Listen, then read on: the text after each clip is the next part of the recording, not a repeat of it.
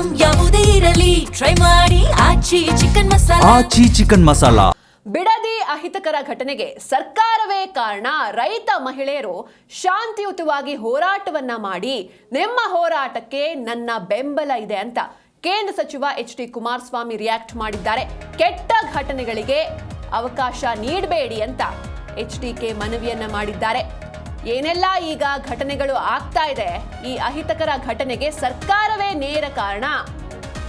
ಇದಕ್ಕೆಲ್ಲ ಹೊಣೆ ಸರ್ಕಾರ. ರೈತ ಮಹಿಳೆಯರು ಶಾಂತಿಯುತವಾಗಿ ಹೋರಾಟ ಮಾಡಿ ನಿಮ್ಮ ಹೋರಾಟಕ್ಕೆ ನನ್ನ ಬೆಂಬಲ ಇದೆ ಅಂತ ಕೇಂದ್ರ ಸಚಿವ ಎಚ್.ಡಿ. ಕುಮಾರಸ್ವಾಮಿ ರಿಯಾಕ್ಟ್ ಮಾಡಿದ್ದಾರೆ. ಜೊತೆಗೆ ಕೆಟ್ಟ ಘಟನೆಗಳಿಗೆ ಅವಕಾಶವನ್ನ ನೀಡಬೇಡಿ ಅಂತ ಮನವಿಯನ್ನು ಕೂಡ ರೈತರ ಬಳಿ ಮಾಡಿದ್ದಾರೆ. 500 ದಿನಗಳಿಂದ ರೈತರು ಹೋರಾಟವನ್ನ ಮಾಡ್ತಾ ಇದ್ದಾರೆ. ಆದ್ರೆ ರೈತರ ಮೇಲೆ ಸರ್ಕಾರ ದೌರ್ಜನ್ಯವನ್ನ ನಡೆಸ್ತಾ ಇದೆ ಅಂತ ಕಾಂಗ್ರೆಸ್ ಸರ್ಕಾರದ ವಿರುದ್ಧ ಎಚ್.ಡಿ. ಕುಮಾರಸ್ವಾಮಿ ನೇರ ವಾಗ್ದಾಳಿಯನ್ನ ಮಾಡಿದ್ದಾರೆ.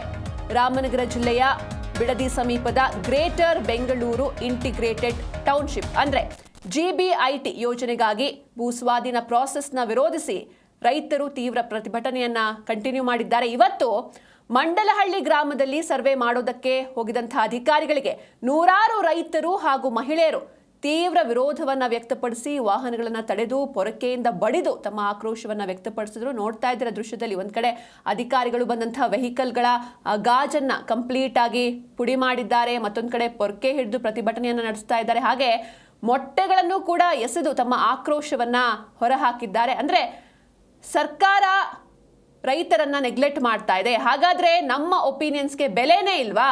ನಾವು ಇಲ್ಲಿ ವಿರೋಧವನ್ನ ವ್ಯಕ್ತಪಡಿಸ್ತಾ ಇದ್ರೂ ಕೂಡ ಆಲ್ರೆಡಿ ತಯಾರಿಯನ್ನ ಈ ಭೂಸ್ವಾಧೀನಕ್ಕೆ ರೆಡಿ ಮಾಡಿಕೊಂಡು ಬರ್ತಾ ಇದೆ ಸರ್ಕಾರ ಅನ್ನುವಂಥ ನಿಟ್ಟಿನಲ್ಲಿ ಸಾಕಷ್ಟು ವಿರೋಧ ವ್ಯಕ್ತವಾಗ್ತಾ ಇದೆ. ಅಲ್ಲಿಗೆ ಯಾರೆಲ್ಲ ಅಧಿಕಾರಿಗಳು ಬಂದಿದ್ರು, ಸಿಬ್ಬಂದಿಗಳು ಬಂದಿದ್ರು ಈ ಸರ್ವೆಗಾಗಿ, ಅವರ ವಿರುದ್ಧ ರೈತ ಮಹಿಳೆಯರು ತೊಡೆತಟ್ಟಿ ನಿಂತಿದ್ದಾರೆ. ಪೊರಕೆಗಳನ್ನ ಹಿಡಿದು ಬಂದಿದ್ದಾರೆ, ಮೊಟ್ಟೆಗಳನ್ನ ಎಸ್ತಿದ್ದಾರೆ, ಕಾರ್ಗಳ ಗ್ಲಾಸ್ಗಳನ್ನ ಪುಡಿ ಮಾಡಿದ್ದಾರೆ. ಕಳೆದ 500 ದಿನಗಳಿಂದ ಬಿಡದಿ ಟೌನ್ಶಿಪ್ನ ವಿರೋಧವಾಗಿ ಅಲ್ಲಿಯ ಕೃಷಿಕರು ಹೋರಾಟವನ್ನೇನು ಮಾಡ್ತಾ ಇದ್ದಾರೆ. ಆ ಕೃಷಿಕರ ಹೋರಾಟದಲ್ಲಿ ಆ ಸ್ಥಳದ ಮಹಿಳೆಯರು ಹಲವಾರು ಹಿರಿಯರ ಒಂದು ಹೋರಾಟಕ್ಕೆ ನಿರಂತರವಾದಂಥ ಬೆಂಬಲವನ್ನು ಶಾಂತಿಯುತವಾಗಿ ನೀಡ್ತಾ ಇರ್ತಕ್ಕಂಥದ್ದೇನಿದೆ. ಇವತ್ತು ಏಕಾಏಕಿ ಸರ್ಕಾರದ ಅಧಿಕಾರಿಗಳು ಅಲ್ಲಿ ಸರ್ವೆ ಮಾಡಲಿಕ್ಕೆ ಬಂದಾಗ ಅಹಿತಕರ ಘಟನೆಗಳು ಏನು ನಡೆದಿರ್ತಕ್ಕಂಥದ್ದಕ್ಕೆ ಇವತ್ತು ಸರ್ಕಾರದ ಚಿತಾವಣೆಯೇ ಏನಿದೆ.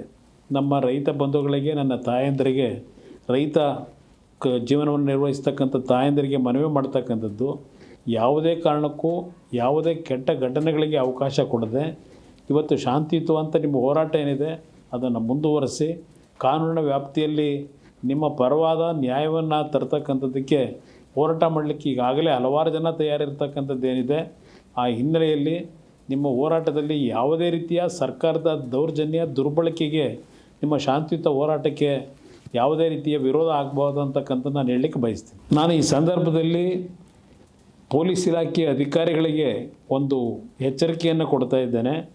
ತಾವು ಶಾಂತಿಯುತವಾಗಿ ಹೋರಾಟ ಮಾಡ್ತಾ ಇರತಕ್ಕಂಥ ಒಂದು ರೈತರ ಹೋರಾಟಕ್ಕೆ ಇವತ್ತು ಸರ್ಕಾರ ಅವರ ವಿರುದ್ಧ ದೌರ್ಜನ್ಯವನ್ನು ಎಸಗತಕ್ಕಂಥದ್ದು, ತಮ್ಮಗಳನ್ನು ದುರುಪಯೋಗಪಡಿಸ್ಕೊಳ್ತಕ್ಕಂಥದ್ದೇನಿದೆ, ಇದಕ್ಕೆ ಯಾವುದೇ ಕಾರಣಕ್ಕೂ ತಾವು ಸರ್ಕಾರದ ಸೂಚನೆಗಳೇನಿದೆ ಹೆದರಿ ರೈತ ವಿರೋಧಿ ನೀತಿಗಳನ್ನು ಮಾಡಿದರೆ ಆ ಒಂದು ಈ ಸರ್ಕಾರದ ಕೆಟ್ಟ ನಡವಳಿಕೆಯ